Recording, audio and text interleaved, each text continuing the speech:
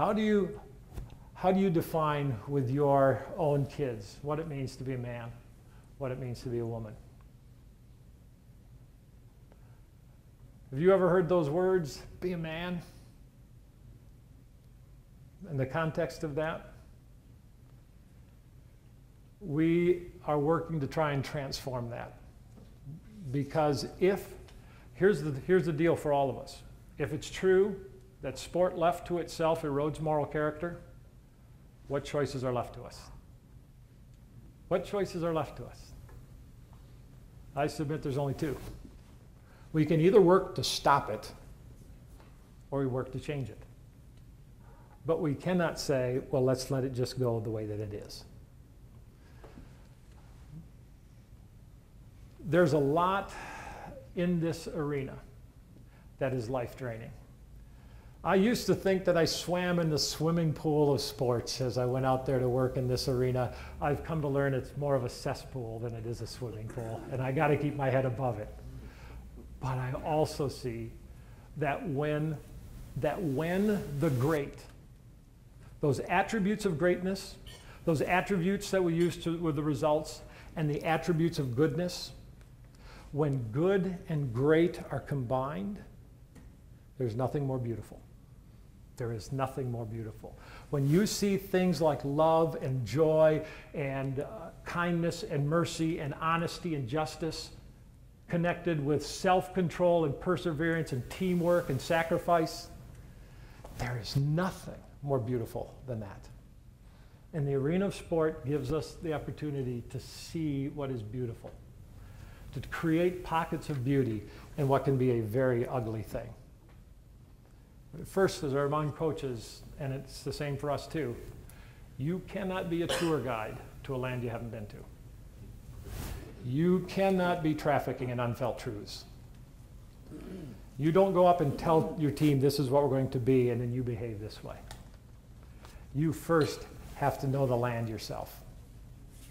And in that pressurized environment, listen, if art's first demand upon the viewer is to see and music's first demand is to hear, then sport's first demand is to feel. And feelings are wonderful motivators, but they are lousy masters.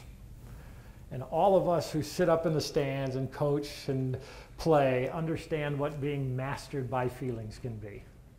We can be pretty embarrassed by them. What we do in sport is not important. Now, we got to take it seriously, but it is non-serious. And we confuse those things sometimes, the serious with the non-serious. If we could reestablish in the arena of sport the imagination of the kids, what is the purpose of sport? Why did God allow us to do this? If every good and perfect gift comes from above, then what is sport in its good and perfect form?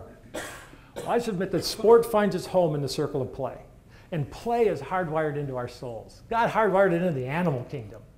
And what's the purpose of play? Why do we play? That's right. Joy and wonder.